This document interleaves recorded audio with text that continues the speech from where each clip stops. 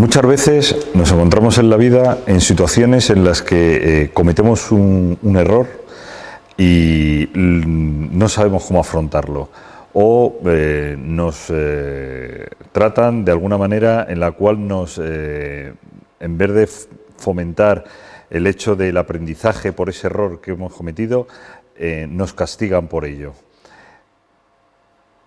¿Por qué la sociedad premia más el resultado que el esfuerzo? Hoy vamos a ver cómo tenemos que gestionar o afrontar el error.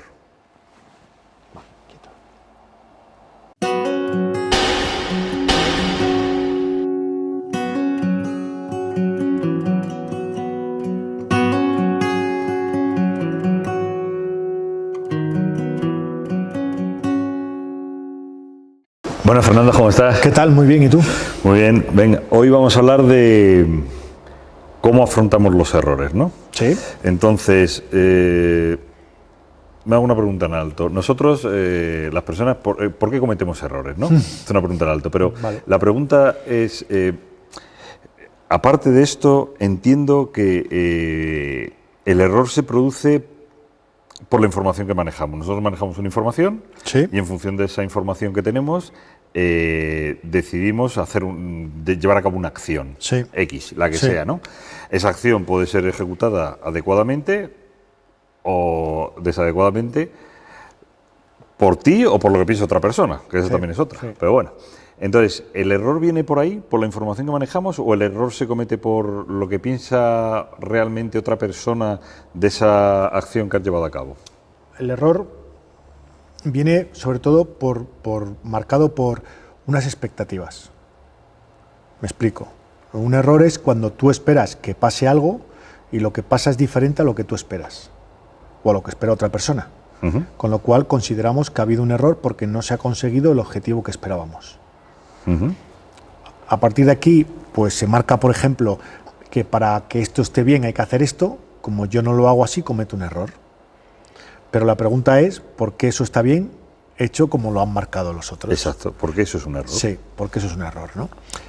Aparte de ello, el error tiene el problema de que a nivel social está considerado una acción negativa, cuando a nivel cerebral el error es uno de los mejores procesos que existen, puesto que me enseña. De hecho, Skinner decía que solo hay aprendizaje cuando hay un error. Neil Brown plantea que el experto es aquel que ha cometido tantos errores que ya no puede cometer ninguno más en una materia. El problema es que a nivel social se castiga mucho a la gente cuando comete errores, y eso genera una indefensión aprendida con el error, y entonces genera que yo me aleje del error porque considero que cada vez que cometo un error estoy siendo mal profesional, estoy haciendo una conducta inadecuada, no estoy llegando al 5, muchas de esas cosas, ¿no? Sí, entiendo y iba a preguntártelo luego, pero es así, es decir, hemos demonizado Sí.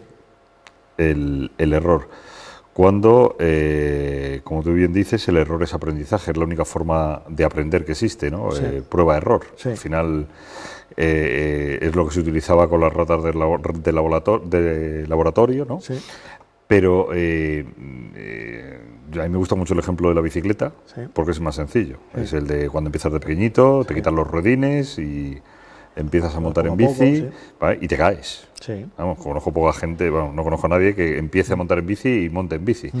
Entonces te caes y esa sensación, evidentemente, puedes trabajarla como un error o puedes trabajarla como un aprendizaje de que has conseguido algo y has fomentado, mira qué bien, ya te has conseguido mantener un segundo o 2 segundos, cuando antes no te mantenías nada. Entonces, en la vida y en los trabajos, en tu vida familiar, con tus hijos, educándoles, ¿no? Entiendo que se saca mucho más no fomentando el error, en el sentido de no haciendo hincapié en lo que has hecho mal, sino haciendo hincapié en lo bueno que has conseguido en relación a lo que hacías antes, Sí. lo que has mejorado, ¿no? Sí. ¿por qué por qué se ha demonizado? ¿Por qué esto se ha llevado a estos términos? Si es que sabes decírmelo, ¿o por qué? Es un patrón social, o sea, plantéate que el problema que tenemos es que desde que nacemos y nos relacionamos a nivel social, utilizamos el error para corregir conductas. O sea, a una persona que se examina le corrigen los errores, no le corrigen los aciertos. Sí. Y aunque parezca una tontería, hay una gran diferencia. Porque si tú me corriges los aciertos, me estás diciendo que tengo que repetir. Si tú me corriges el error, me estás diciendo que no tengo que hacer. Pero no me estás enseñando lo que tengo que repetir, ¿no? Es la famosa teoría del bolígrafo rojo, bolígrafo verde, ¿no? Entonces, a nivel social, se ha utilizado durante muchos años, siglos, el error como parámetro para corregir a las personas. Entonces, desde que vas al colegio, tienes el error como parte de tu logro. Cuando llegas a la empresa, ya no te digo nada, te evalúan por tus errores, no por tus aciertos, ¿no? Con lo cual hay muchas empresas donde evalúan a los buenos profesionales como aquellos que no han cometido errores. Y yo siempre he discutido esto, ¿no? Si un profesional en 30 años no comete un error, háztelo mirar, porque significa que no te ha dado el 100%, porque quien te da el 100% comete errores. Evidentemente el que no comete errores no arriesga. Claro, entonces si no arriesgas, no eres tan buen profesional como dicen que eres, ¿no? Entonces, el problema que hay a nivel social es que se evalúa mucho más a todas aquellas personas que no cometen errores que a aquellas personas que cometen errores.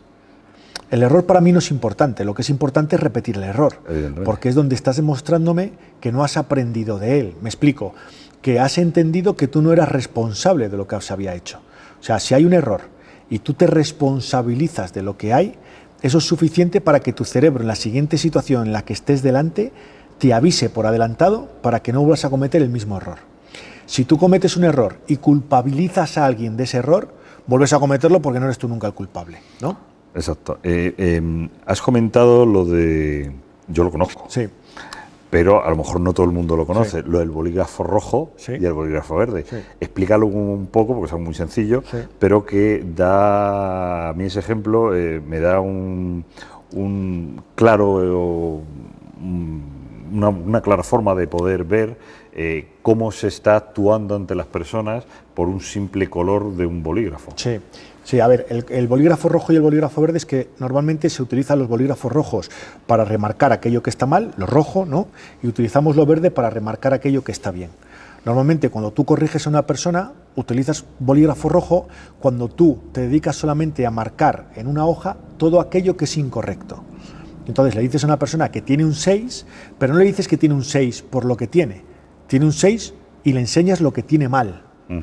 En cambio, una persona que marque el bolígrafo verde, lo que te está diciendo es qué ha hecho que tú puntúes un 6. O sea, qué acciones tienes que repetir para volver a conseguir el 6. El cerebro solo aprende de aquello que tú le marcas. ¿Qué quiere decir? Que cuando yo marco lo que tú tienes que hacer, tú estás aprendiendo que eso tienes que repetirlo. Pero cuando yo te marco aquello que no tienes que hacer, lo que tú estás aprendiendo es lo que no tienes que hacer, no lo que tienes que hacer. Con lo cual, tu cerebro entra en una situación muy compleja. Sabes que esto no puedes hacerlo, pero tampoco se te ha dicho lo que tienes que hacer. Con lo cual, con el bolígrafo rojo no se enseña. Con el bolígrafo rojo se inhibe conducta. Se inhibe conducta. Se aprende, se enseña con el bolígrafo verde, ¿no? Vale. ¿Por qué existe esta intolerancia de las personas hacia el resto, ¿vale? Cuando todos cometemos errores? Sí. Absolutamente todos. Sí. Sin embargo, en los demás apretamos, ¿no? Sí. Y hacemos sangre. Hacemos sangre, remarcamos, y cuando es lo nuestro tenemos varias opciones. O no mostrarlo, esconderlo, ¿vale? Lo tapamos. O lo hacemos que es poco importante, nos damos la vuelta, no es para tanto, ¿vale? A ver, hay una frase muy famosa de Napoleón, ¿no? Que JFK hizo famosa en Vaya Cochinos, que es que las derrotas son huérfanas y las victorias tienen 100 padres, ¿no? O las victorias tienen 100 padres, las derrotas son huérfanas. Cuando algo es bueno me acerco a ello, y cuando algo es malo intento alejarme de ello. Claro. Entonces, cuando yo cometo un error, intento alejarme de ello porque a nivel social la gente utiliza el error para pues la desacreditación, la mofa, la risa, ¿no? La desacreditación. Entonces, claro, eso es un problema para mí, porque lo que me está marcando la sociedad es lo que tengo que hacer con esa acción. Entonces, a nivel social, la gente aprende que debe de apartarse del error. Entonces, claro, si yo tengo que apartarme del error y yo no tengo que cometerlos, lo que busco más en la vida, más que cometer errores, es no cometerlos. Y la forma de no cometerlos es reducir mucho el nivel en el que me muevo, porque eso garantiza que yo no cometa errores. Y lo que hago es crear mediocres. Entonces, es una pregunta interesante, sobre todo para muchas empresas, que cuando un trabajador comete un error, pues prácticamente hay un escarnio en público por el error que ha cometido, ¿no? Sí, hay un escarnio, pero además se puede dar, ¿no?, que haya gente que se da con alta o baja, llamémoslo, tolerancia al error. Al error, sí. ¿Vale? Entiendo que podría ser porque esto venga por comparación en el cerebro, ¿no?, o por aprendizaje. Si has tenido un aprendizaje en tu vida de experiencias negativas y has sabido llevarlas, y has sabido convivir con ellas, ¿vale?, evidentemente has tenido más aprendizajes y con el paso del tiempo, ¿vale?, has conseguido el poder sobrellevarlas o digamos, soportarlas de alguna forma, ¿no? Habrá otras personas que tengan una menor tolerancia y entiendo que también les ha podido llevar a un estado de ansiedad perpetuo en el tiempo, porque esto puede generar, entiendo que puede generar una alta ansiedad durante todos los días, que no eres capaz, que la gente no se da cuenta cuando machaca a otra persona de esa manera, que le puede provocar una ansiedad crónica cada vez que, solo con el hecho de verle entrar por la puerta, ¿no? ¿Vale? Sí, a ver, el problema que tenemos con el error, como tú bien dices, es un error aprendido, es un condicionamiento. ¿Vale? El error está condicionado a unos resultados, está condicionado a cómo han atendido los demás el error cuando yo lo he cometido, sobre todo en los primeros años de vida. Cuando yo me enfoco mucho en tus errores y atiendo tus errores de una manera negativa, o simplemente te atiendo cuando no los cometes, lo que estoy consiguiendo es que tú entiendas que para que yo te preste atención tú no tienes que cometer errores. Si yo atiendo tu forma de trabajar no como el error, sino como el esfuerzo que tú estás realizando en cada momento, tú entiendes que lo importante no es el error, sino el esfuerzo que gestionas. Entonces te da igual los errores que cometas. Lo que buscas es siempre esforzarte al máximo. Esto se produce en los primeros años. Esto hace que con el tiempo, cuando tú seas adulto sin darte cuenta, pues haya lo que tú dices, ¿no? Haya gente que incluso tenga ansiedad cuando está cerca del error, porque esa ansiedad sabe que va a ser la que le elimine o la que le quite la atención que los demás le van a prestar por haber cometido ese error. Vale, pero fíjate, siempre durante mucho tiempo se ha dicho que el cerebro es una herramienta perfecta, ¿vale? Sí. Sin embargo, yo entiendo que el cerebro es como un baúl, ¿vale? Un baúl donde le van cayendo cosas, le caen palabras, escenas, yo qué sé, olores, sentimientos, le van cayendo, y no le caen como, digamos, a un ordenador que te va ordenando en sus carpetitas y te va colocando, mira, aquí va esto, aquí va esto, aquí va... No. Entonces, muchas veces recordamos, a ver a dónde llego, ¿no? Pero lo que quiero contarte es que muchas veces recordamos cosas, mezclamos el pasado con el presente, ¿vale? Y somos capaces de recordar cosas por emociones que hemos tenido muy fuertes, antiguas, pero no sabemos dónde hemos aparcado el coche y lo hemos dejado hace 3 horas. Y dices, pero ¿y dónde? O no encuentro las llaves de casa porque... Entonces, ¿el cerebro es imperfecto? ¿El cerebro nos lleva a error? A ver, más que ser imperfecto, llevarnos el error, el cerebro funciona de una determinada manera por parámetros muy antiguos, que no tienen muchas veces nada que ver con nuestra evolución. Entonces el cerebro tiene un problema y es que constantemente tiene que adaptarse a las nuevas situaciones. Nosotros tenemos una evolución biológica y una evolución cultural, y son diferentes.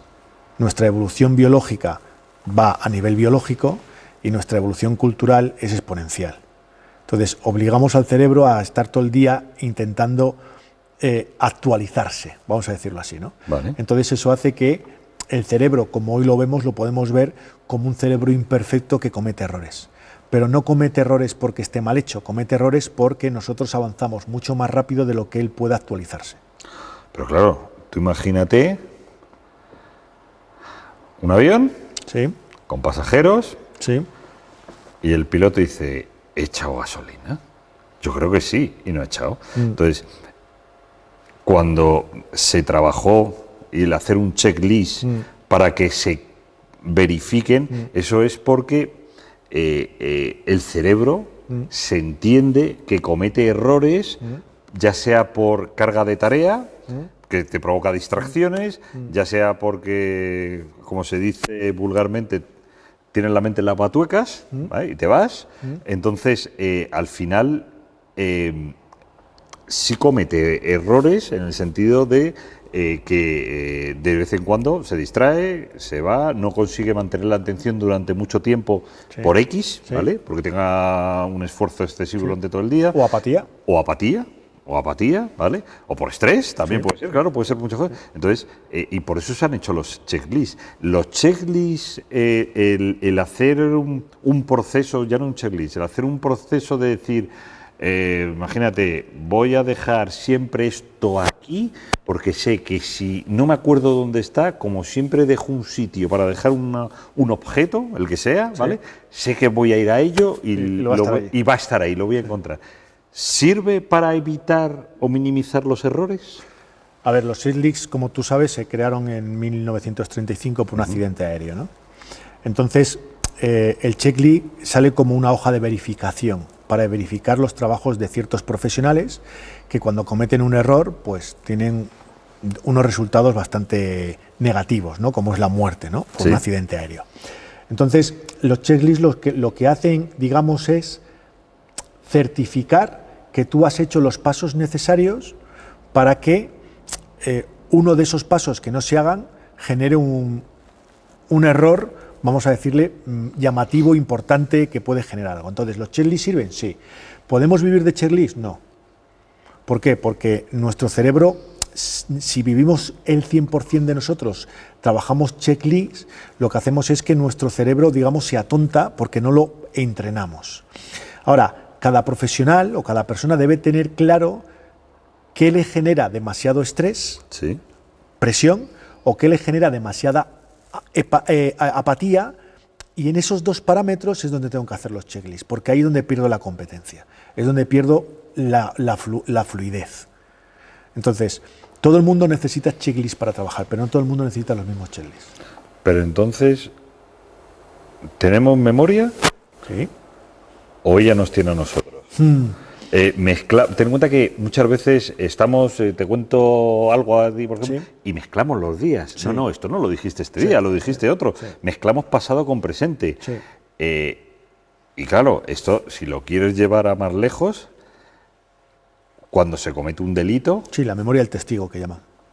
Claro, probablemente no se acuerde de lo que de lo que sucedió, y lo que hace es unir piezas, porque su cerebro lo que hace es unir piezas y monta otra historia muy parecida a la que sucedió, pero que no es la que sucedió. Y eso va como testigo a un juicio, ¿eh? Sí. Y eso va como testigo. O sea, ¿esto es así o me estoy montando una película? No, realmente es así. El cerebro no tiene capacidad para guardarlo todo. No tenemos un disco duro tan grande como para guardar toda nuestra vida. Claro. Entonces, lo que hace el cerebro es que guarda, digamos, en una memoria, vamos a llamarle episódica, todo aquello que ha pasado en nuestra vida. Pero como no tiene capacidad para guardarlo, porque es un disco duro muy pequeñito, lo que hace es que cada vez que nosotros recordamos eso, vuelve a montar esa historia. Entonces, cuando tú coges un folio blanco y haces una fotocopia, y de esa fotocopia haces otra fotocopia, y de esa fotocopia haces otra fotocopia, el folio blanco termina siendo negro. ¿Sí? Pues es lo que pasa con la memoria. Cada vez que tú montas y desmontas la memoria para recordar un proceso, vas cometiendo pequeños errores. Se van velando trozos. Sí.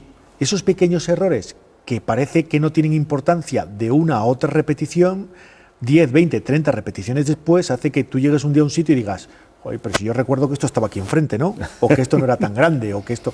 ¿Por qué? Porque ha sido poco a poco cambiando. Entonces, el cerebro no tiene esa capacidad. De hecho, en muchos juicios, en muchas situaciones, como tú bien dices, donde la memoria del testigo es muy importante, muchos abogados se basan en desacreditar la memoria, se basan en buscar que cometa errores el testigo para desacreditar lo que está diciendo. Es una estrategia, ¿no? Sí. Nuestra memoria es muy frágil, muy frágil. Por eso tenemos X memorias, no tenemos una sola memoria. Tenemos muchas memorias y dentro de esas memorias hay una memoria que es la memoria que vamos a llamar emocional, ¿sí? Que digamos que es la donde más guardamos la información, donde podríamos decir que guardamos un negativo de lo que ha pasado, que es por eso te acuerdas del día de tu boda, por eso te acuerdas del nacimiento de tus hijos, por eso te acuerdas de las Torres Gemelas o del gol de Iniesta en el Campeonato del Mundo. Vale, entonces aunque no tenga que ver con el error, pero sí me surge una pregunta que sí. Y es, entonces, para que los niños aprendan, que sí, es cuando tienen sí. la neuroplasticidad en el cerebro para absorber sí. toda esa información, es más importante trabajar la emoción, porque si disfrutan haciendo lo que tienen que estudiar, lo van a recordar más que si se lo aprenden de memoria y lo vomitan. Pero no solamente los niños, nosotros también. No te he puesto a los niños, porque son los pequeñitos, sí. Nosotros también, o sea, la neuroplasticidad, como tú dices, no se tiene solamente los 7 primeros años de vida, se tiene hasta el día que te mueras. Ajá. Los niños aprenden más rápido porque, digamos, tienen un mapa neuronal montado. Nosotros tenemos que montar el mapa neuronal cada vez que queremos aprender algo. Tenemos que poner la neurona, crear la sinapsis, generar la mielinización y el niño ya lo tiene todo. Ajá. Solo tiene que activarla, pasar la corriente, ¿vale? Eso quiere decir que los niños y los adultos podemos aprender en cada momento. Ahora, para yo aprender, puedo aprender de dos maneras. Uno es por repetición, porque el cerebro no aprende porque yo quiero aprender. El cerebro aprende porque entiende que eso es importante para la supervivencia.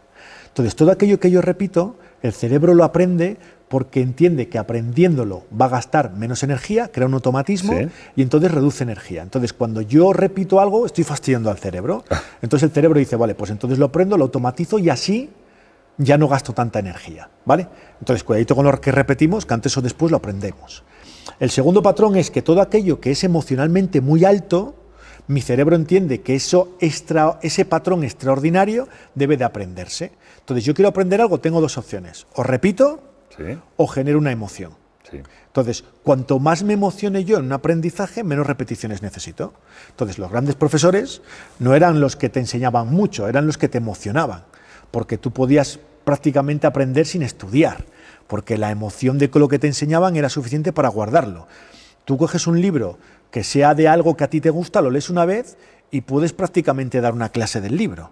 Sí. Tú lees un manual de un examen que tienes mañana y lo tienes que leer 15 veces y así todo ya veremos si sacas el 5. Entonces, la emoción está detrás de la reducción de la repetición para el aprendizaje. El problema está cómo conseguimos motivarnos en todas las situaciones ya, claro. para poder repetir menos, ¿no? Pero sí.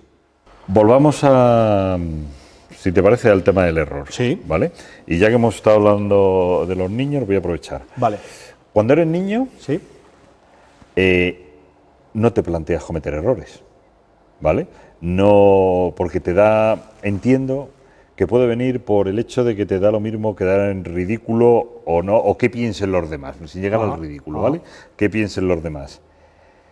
¿Qué es lo que cambia después? No, cambia la relación de cómo los demás atienden los errores que yo cometo. Realmente el niño tiene una cosa que es maravillosa, que es que ninguna conducta está condicionada. O sea, el niño cuando nace incluso no tiene miedos. No, nada. Porque no están condicionados. O sea, no tiene miedo a nada. Nosotros les condicionamos con nuestra forma de relacionarnos con ellos. Cada vez que tú te relacionas con un niño, le estás atendiendo. Esa forma de atenderle y a dónde atiendes tú al niño hace que el niño aprenda lo que tiene que hacer y lo que no. Entonces, el niño, el problema que tiene es que cada vez que comete un error, tú le castigas. Y ese castigo hace que el niño entienda que el error es negativo y que quiera alejarse de él. Pero entonces, ¿educamos mal a todos los niños según nacen? Claro, porque, pero que es así. Es decir, ellos nacen vírgenes en este tema. En todos. O en todos los temas. Y nosotros, como sociedad que nos han educado... Es un daño menor. Es un daño menor. Al final tú tienes que eliminar conductas inapropiadas. Y esas conductas inapropiadas que tú eliminas, generas en el niño pues una relación negativa con esas conductas. Es imposible generar aprendizajes perfectos. Con lo cual tienes una cosa que podríamos llamar daño colateral.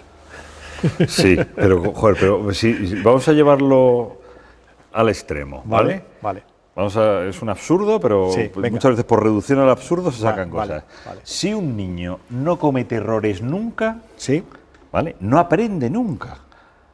Y si no aprende nunca, te ves a un tiarrón hecho con 25 años sobreprotegido por sus padres que sale a su vida real y cuando se encuentra en la vida real empieza a cometer errores. Y entonces ahí sí que va a tener problemas, porque no está acostumbrado a enfrentarse al error, porque le han estado parando siempre el error, ¿vale? Y porque y cuando se tienen que cometer errores es cuando eres pequeño. sí. Porque no tienes mochila, porque no tienes ninguna hipoteca que tengas que llevar a la espalda, no estás hipotecado en nada. Y ahí es cuando tú puedes cometer errores. Es cuando te puedes lanzar, como digo yo a mi hijo, digo, lánzate y monta una empresa. Papá, tengo 13 años, me da igual, aprende ahora, aprende a equivocarte ahora, para cuando quieras realmente montar una empresa más adelante, tengas ya una experiencia hecha. Entonces, estas cosas, aunque lo haya llevado, como te he dicho, a reducción al absurdo, es así, ¿no? Sí, a ver, piensa que al final, a ver, educar no es fácil. Y encima no nos enseñan, ¿no? Nos cogen, Sí. nos quedamos embarazados, vamos a un hospital, tenemos al niño, nos lo dan y te dicen, ala, vete para casa con él. Tampoco buscamos aprender, ¿eh?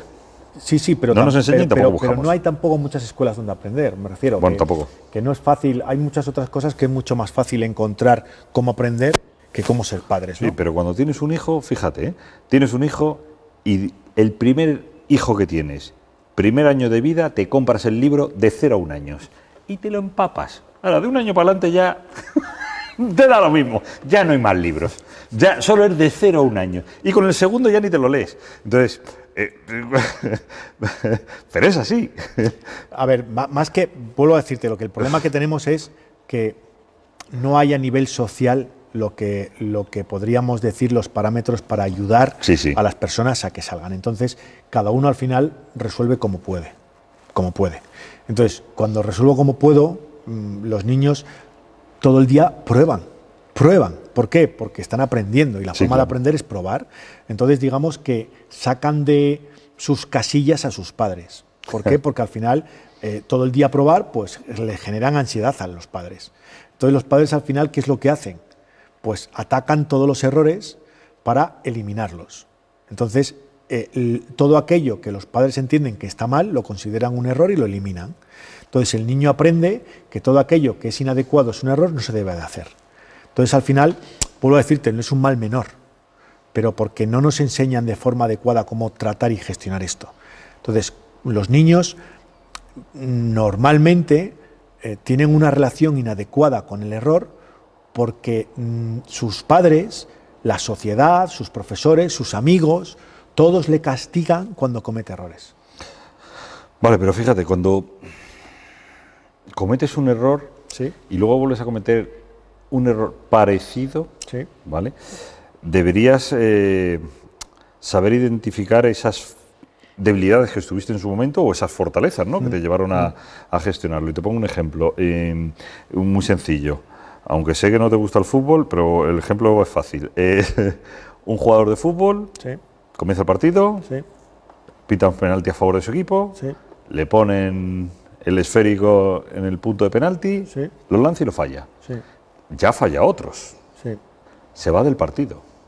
Ese jugador se va del partido, pero se va del partido excepto que consiga en un momento dado, que él sienta en un momento dado, no que sienta que se ha resarcido consigo mismo y con la afición, haciendo una jugada que da un gol o metiendo un propio gol él, ¿no? Entonces, y ese error ya se ha enfrentado él antes, ¿vale? Y no una vez, sino varias veces.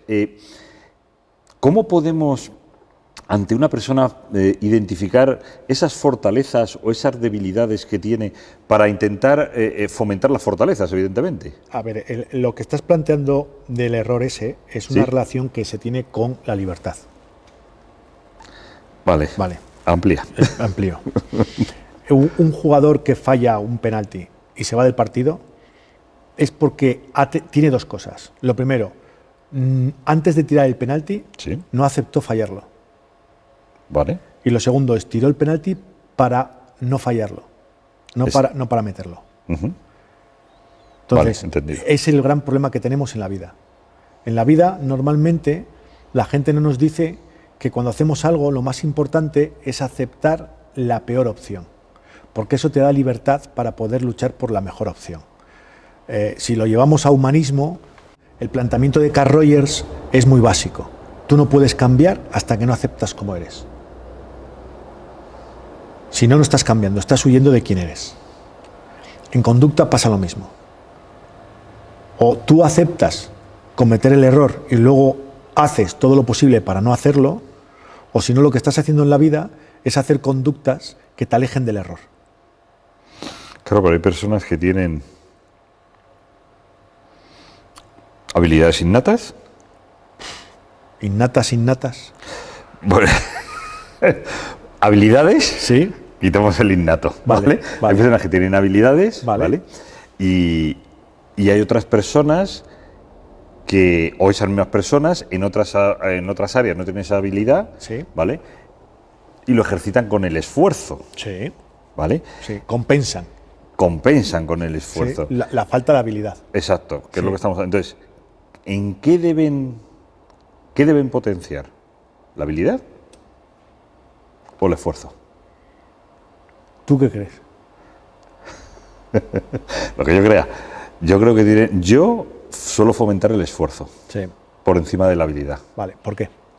Porque el esfuerzo trae consigo que la persona primero genere un hábito, sí, ¿vale? Con el paso del tiempo y le genere una gratificación no por el resultado, sí, sino una gratificación y que disfrute, una gratificación por el hecho de hacerlo. Por el camino. Por el camino que recorre. Sí. O sea, no consiste en llegar a la cima de la montaña, porque cuando llegas a la cima de la montaña lo que no te das cuenta es que lo peor que hay es que se ha acabado ya todo, sí, porque ya has llegado a la cima, sí, ¿vale? Y lo importante es saber disfrutar de todo el recorrido, sí, ¿vale? Sí. Por eso yo premio el esfuerzo. Sí. Ahora, si tú me dices que piensas que es la habilidad, yo te escucho. No. Lo que quiero que tengas claro es que la habilidad al final, ¿por qué se llega a ser hábil?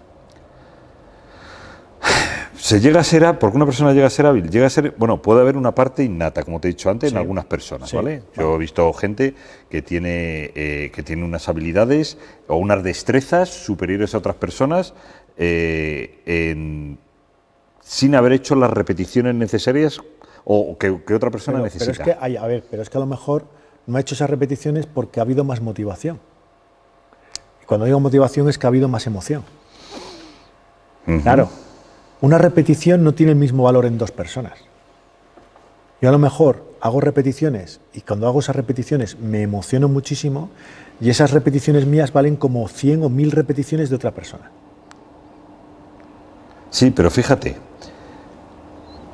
aunque yo valoro el esfuerzo, ¿vale? Sí. Fundamentalmente, y lo aplico además realmente con mis hijos e intento hacerlo en el trabajo con la gente que me rodea.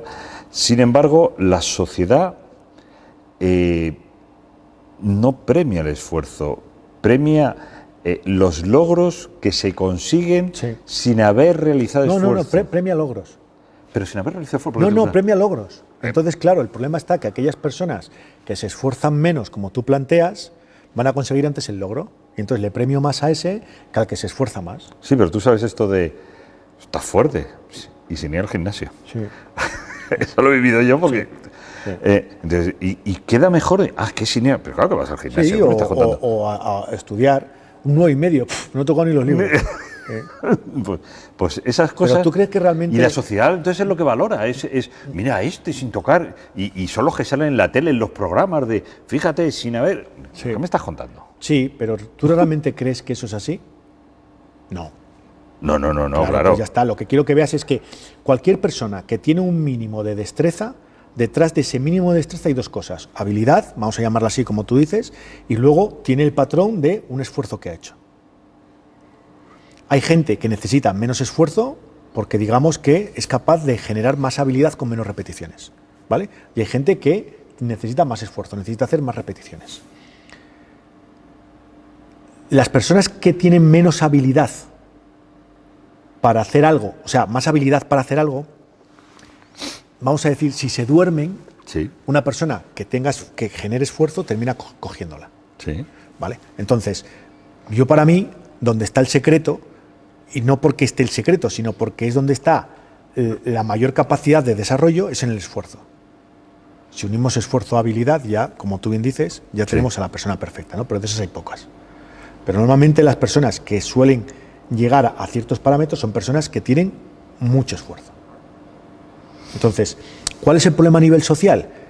Que a nivel social, si premiamos el esfuerzo, le estamos diciendo a las personas que las que no llegan es que no se esfuerzan. Y eso no mola, como mensaje. No mola. Mola más decir que es que no has encontrado el atajo adecuado. Entonces vendemos atajos. Y Claro. compramos atajos porque molan más. Mira, si yo te digo, te saco un libro ahora mismo y te digo, ¿cómo adelgazar en 7 días Sí. o cómo adelgazar en 7 años? Sí. ¿Cuál crees que se va a vender más? Claro. Porque en 7 años, sí, pero mira, con 7 años consigues un equilibrio, consigues unos hábitos, consigues que tu organismo esté. En 7 días, claro, en 7 días dices, no, es que lo quiero para allá. Sí, sí. Sí, pero porque al final buscamos una cosa, y es que no nos damos cuenta de que todo proceso es un camino. Y que al final, si tú quieres subir una montaña, no puedes subir una montaña en un segundo. O sea, vas a tardar mucho tiempo en subirla. Cada vez la sociedad vive en parámetros más cortos, cada vez vivimos en parámetros más impulsivos y que cada vez matamos más el retardo de recompensas. Cada vez queremos que las cosas sucedan más rápido y sucedan ya. Y llevamos a la sociedad hacia ese camino. Con lo cual estamos teniendo un problema en que la gente evalúa que cada vez quiere las cosas más rápido. Y eso a nivel de error, pues tiene un proceso que es erróneo, que es que todo necesita un tiempo, una demora. Entonces, enfocándonos en el error, la persona que se marca el disfrute ¿Sí? como tal, digamos que asimila mejor el error, porque no se pone un éxito, ¿vale? O se pone un resultado para la obtención de algo. Es decir, un deportista, tú que trabajas con deportistas Sí. y lo tienes Sí. mucho más, cuando te pones, no disfrutas en el proceso, porque si no porque estás pensando nada más, no porque no te guste lo que haces, ojo, sino porque tu foco atencional está en el resultado, en el éxito, en lo que piensen los demás si no lo consigues, en una presión por tu sponsor, llámalo X.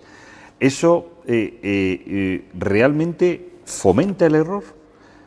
No, más que fomentar el error, lo que hace es que cuando tú consigues el objetivo, frenas. Y eso es un error muy grande. Porque realmente lo que hay que poner detrás de los procesos o detrás de las acciones no son objetivos, son propósitos. Y es diferente un propósito, porque un propósito no tiene fin. Mientras que un objetivo sí. Entonces, si yo tengo el objetivo de correr la maratón en 3 horas y media, cuando lo consigo, mucha gente abandona. ¿Por qué? Porque ya ha conseguido el objetivo. Entonces, para potenciar que la gente quiera mejorar, hay que enfocarse en propósitos. En el fin de. ¿Cuál es el fin de?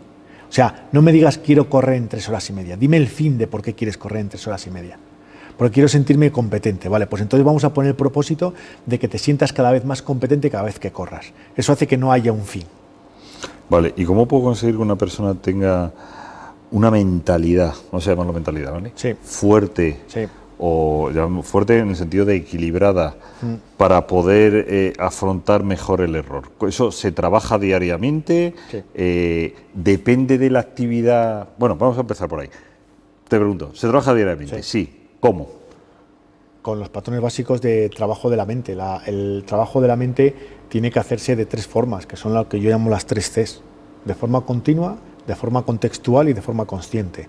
O sea, tú tienes que trabajar todos los días 5 minutos con una determinada acción para que se automatice esa forma de trabajar. Tienes que trabajarlo en diferentes ambientes para contextualizarlo, porque si no el cerebro contextualiza el aprendizaje y si siempre lo hago aquí soy una maravilla, cuando vaya de aquí pierdo la contextualización. Claro. Y no lo hago. Y tengo que hacerlo de forma consciente porque el cerebro aprende aquello a lo que yo presto atención. Con lo cual, cuando estoy haciéndolo, tengo que ser consciente de lo que estoy haciendo para que el cerebro lo relacione y aprenda eso. O sea, la contextualización que has dicho, la segunda, ¿Sí? sería, por ejemplo, cuando los equipos de fútbol dicen y haces una quiniela, que es más probable que ganen porque juegan en casa. Sí, por ejemplo. Por ejemplo, sería eso, ¿no? Para seguir. Vale, sigue, perdona, porque te acuerdo. Sí. Vale, y entonces, vale, entonces la mentalidad también, eso que estás diciendo en los 3 parámetros, ¿difiere si se trabaja en distintas actividades?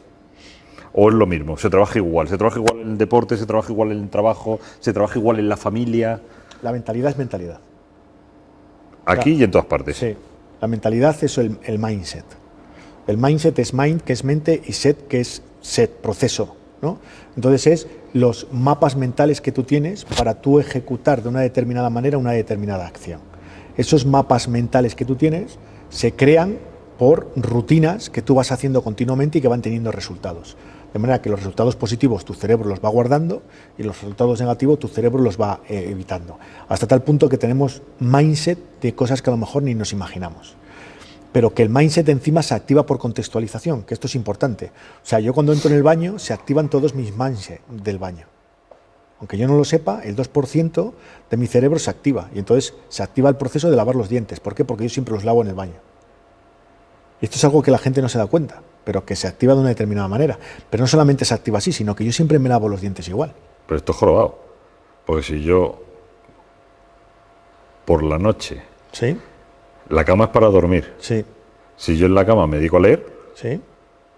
me estás diciendo... Si Sí. te entiendo, que a lo mejor me estoy equivocando. Hay mucho insomnio porque yo ahora mismo me meto en la cama y me pongo a ver en el móvil muchas cosas. O me pongo en el móvil a ver la tele, tumbar la cama, Sí. porque el cerebro... Estoy descontextualizando el proceso por el cual yo utilizo la cama para descansar. Sí. Por eso hay mucho jet social. El jet social tiene que ver con esto. Vale.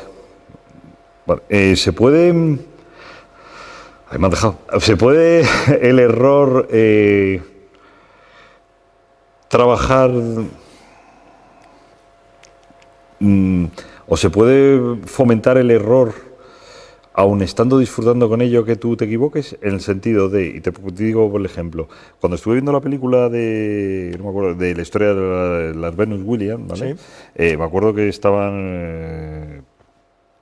está basado en hechos reales, ¿no? Cuando estaba jugando, creo que era Venus Williams, contra Arantxa Sánchez Vicario, ¿no? Sí. La chica estaba disfrutando jugando al tenis, Venus Williams, y estaba ganando.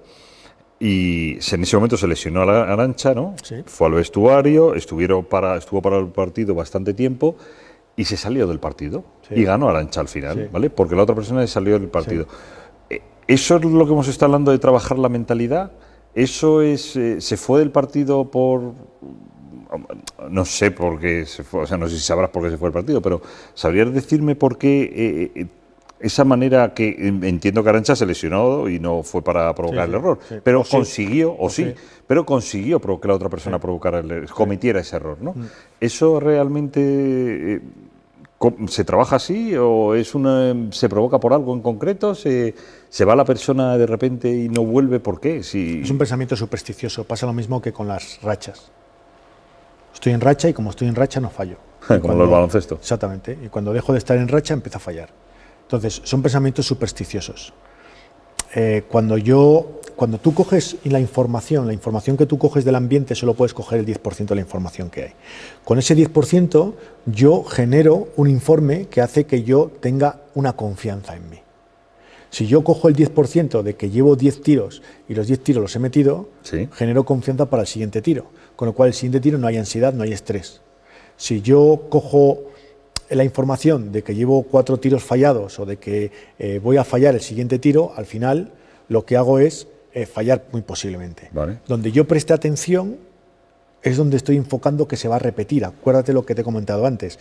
El tercer patrón del aprendizaje mental es la consciencia. ¿Dónde presto atención, no? ¿Dónde tengo consciencia? Si tú miras para un árbol cuando vas en bicicleta, te estrellas contra el árbol. Sí. Vale, pues esto es lo mismo. Porque enfocas ahí. Perfecto, pues esto es lo mismo. Entonces, si yo enfoco en que voy a fallar, termino fallando. Vale. ¿Cómo no? Antes hemos hablado de que el error puede provocar ansiedad. Sí. ¿Puede llegar a depresión? Sí, las personas pueden llegar a deprimirse. Sí. O sea, puede llegar a un estado más... Sí, sí, hay errores en la vida que si yo no me sé